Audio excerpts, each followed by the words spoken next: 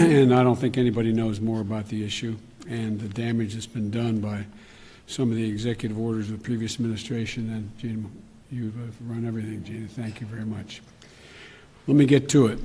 Today is Climate Day at the White House, and which means that today is Jobs Day at the White House.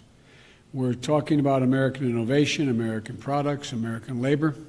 And we're talking about the health of our families and cleaner water, cleaner air, and cleaner communities. We're talking about national security, America leading the world in a clean energy future. It's a future of enormous hope and opportunity. It's about coming to the moment to deal with this maximum threat that that's now facing us, climate change, with a greater sense of urgency. In my view, we've already waited too long to deal with this climate crisis. We can't wait any longer. We see it with our own eyes, we feel it, we know it in our bones, and it's time to act. And I might note parenthetically, if you notice, the attitude of the American people toward greater impetus on focusing on climate change and doing something about it has increased across the board, Democrat, Republican, Independent. That's why I'm signing today an executive order to supercharge our administration's ambitious plan to confront the existential threat of climate change. It is an existential threat. Last year, wildfires burned more than 5,000 acres in the West, as no one knows better than the Vice President, former Senator from California, an area roughly the size of the entire state of New Jersey.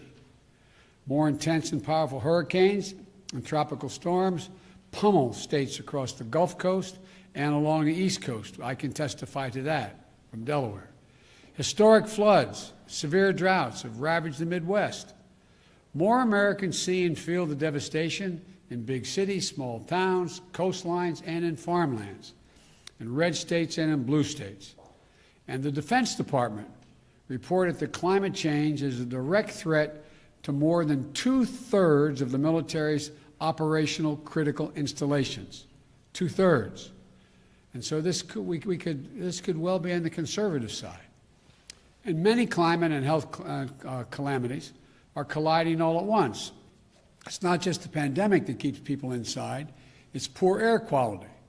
Multiple studies have shown that air pollution is associated with an increased risk of death from COVID-19. And just like we need a unified national response to COVID-19, we desperately need a unified national response to the climate crisis, because there is a climate crisis. We must lead global response, because neither challenge can be met, as Secretary Kerry has pointed out many times, by the United States alone. We know what to do. We've just got to do it. When we think of climate change, we think of it, this is a case where conscience and convenience cross paths, where dealing with this existential threat to the planet and increasing our economic growth and prosperity are one and the same. When I think of climate change, I think of, and the answers to it, I think of jobs. A key plank of our Build Back Better recovery plan is building a modern, resilient climate infrastructure and clean energy future that will create millions of good-paying union jobs, not $7, $8, $10, $12 an hour, but prevailing wage and benefits. You know, we can put millions of Americans to work modernizing our water systems, transportation, our energy infrastructure to withstand the impacts of extreme climate. We've already reached a point where we're going to have to live with what it is now. That's going to require a lot of work all by itself without it getting any worse.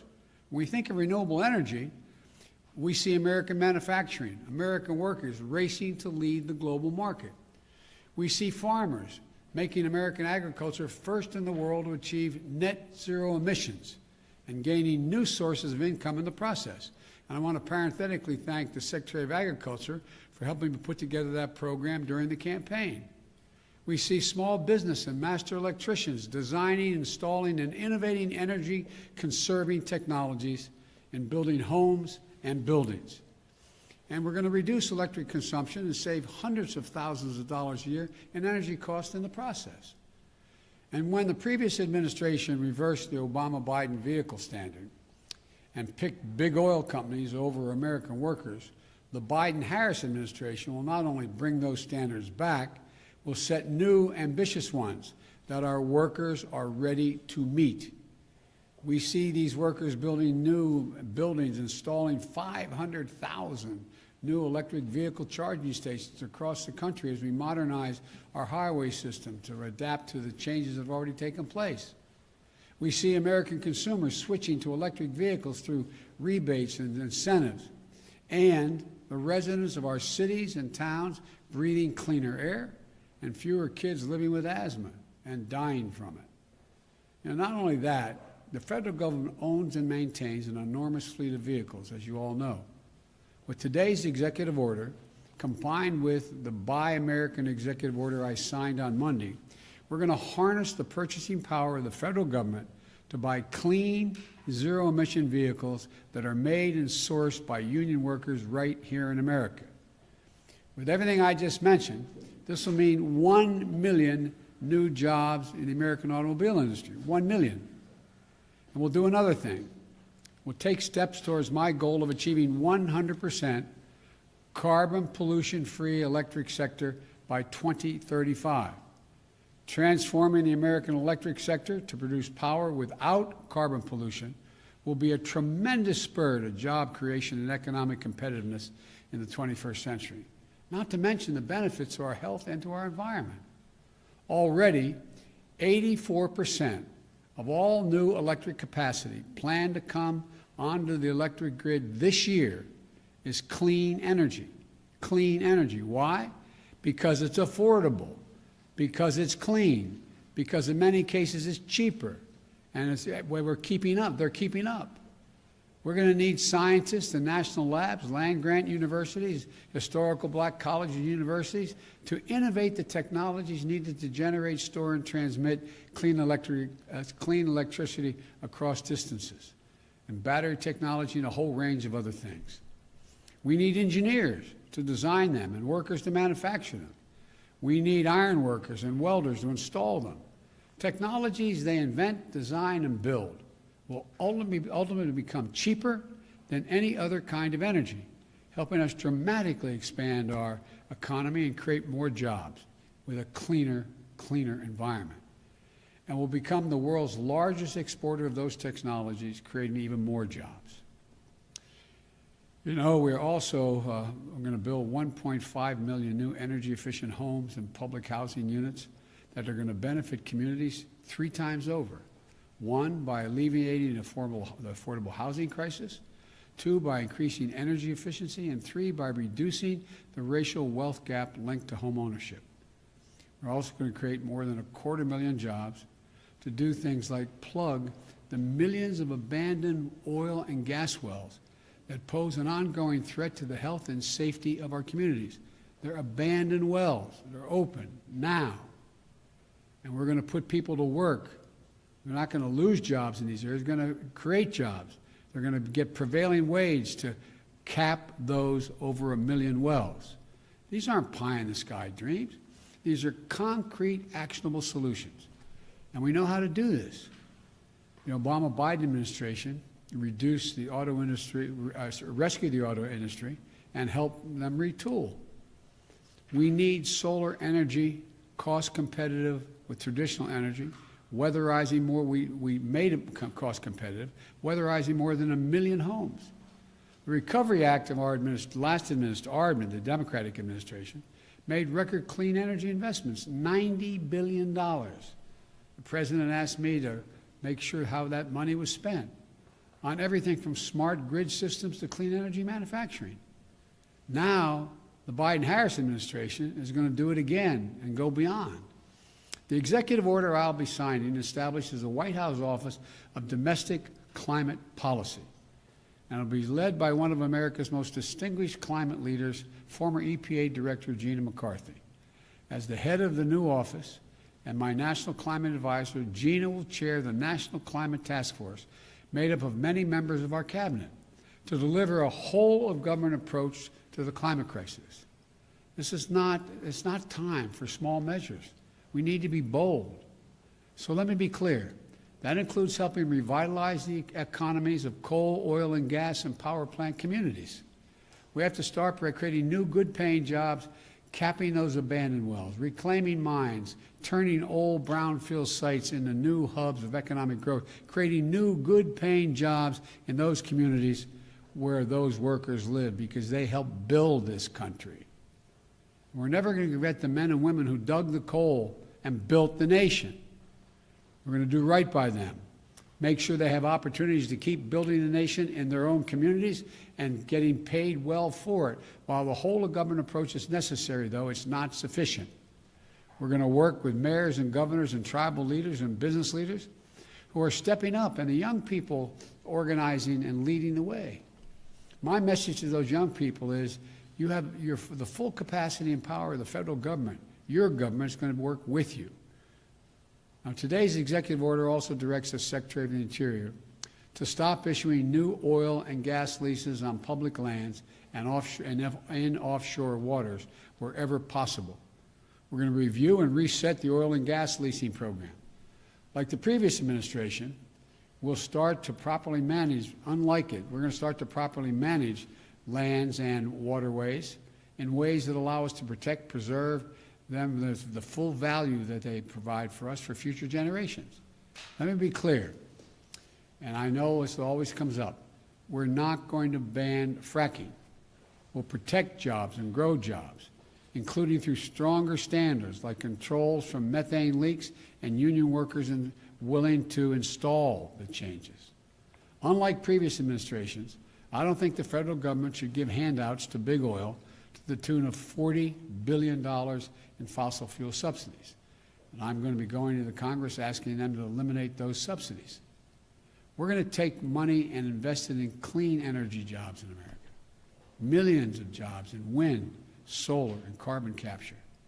In fact, today's action is going to help us increase renewable energy production from offshore wind and meet our obligation to be good stewards of our public lands. It establishes a new, modern-day civilian climate corps that I called for when I was campaigning to heal our public lands and make us less vulnerable to wildfires and floods. Look, this executive order I'm signing today also makes it official that climate change will be at the center of our national security and foreign policy. As Secretary Kerry, as our special presidential envoy for climate, with him, the world knows how serious I am about by appointing one of America's most distinguished statesmen and one of my closest friends speaking for America on one of the most pressing threats of our time. John was instrumental in negotiating the Paris Climate Agreement that we rejoined, this administration rejoined on day one, as I promised. And today's executive order will help strengthen that commitment by working with other nations to support the most vulnerable to the impact of climate change and to increase our collective resilience.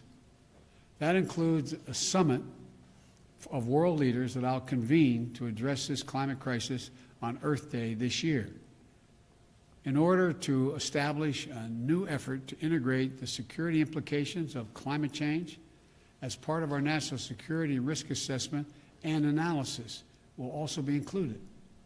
With this executive order, environmental justice will be at the center of all we do addressing the disproportionate health and environmental and economic impacts on communities of color, so-called fence line communities, especially those communities, brown, black, Native American, poor whites. It's hard, the hard-hit areas like Cancer Alley in Louisiana, or the Route 9 corridor in the state of Delaware. That's why we're going to work to make sure that they receive 40% of the benefits of key federal investments in clean energy, clean water, and wastewater infrastructure. Lifting up these communities makes us all stronger as a nation and increases the health of everybody.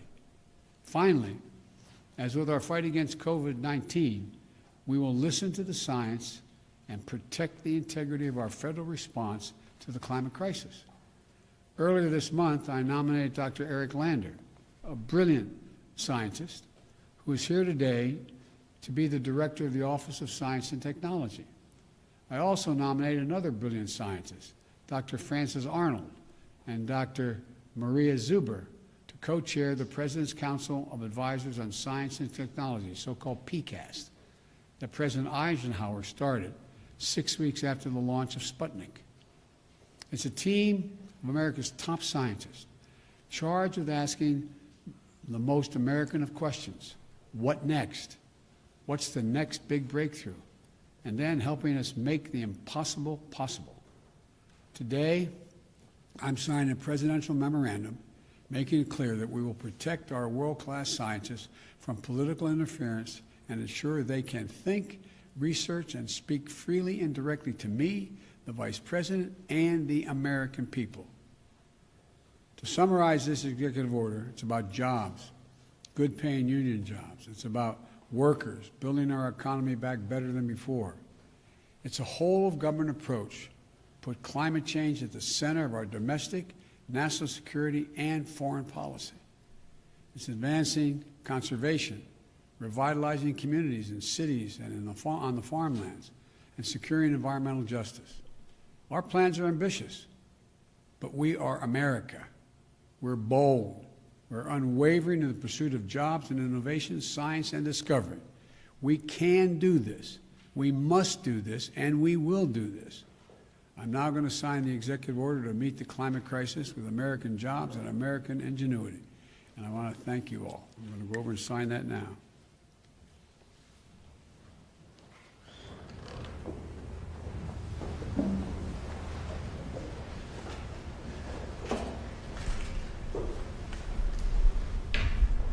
Use the right pens here.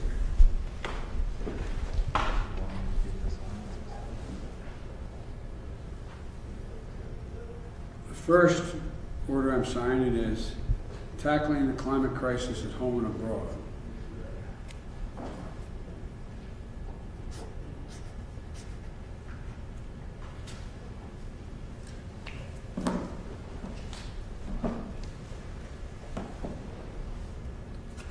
This next one, restoring trust in government through science and integrity and evidence-based policymaking.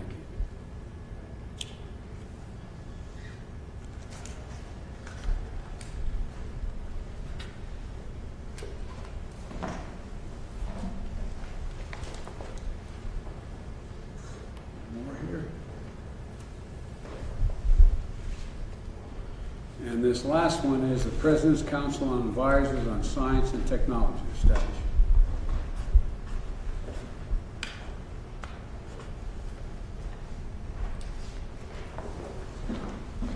I thank you all for your time. Sir, what sacrifices are you asking Americans to make? Thank you. Mr. President, will you just tell your national emergency on climate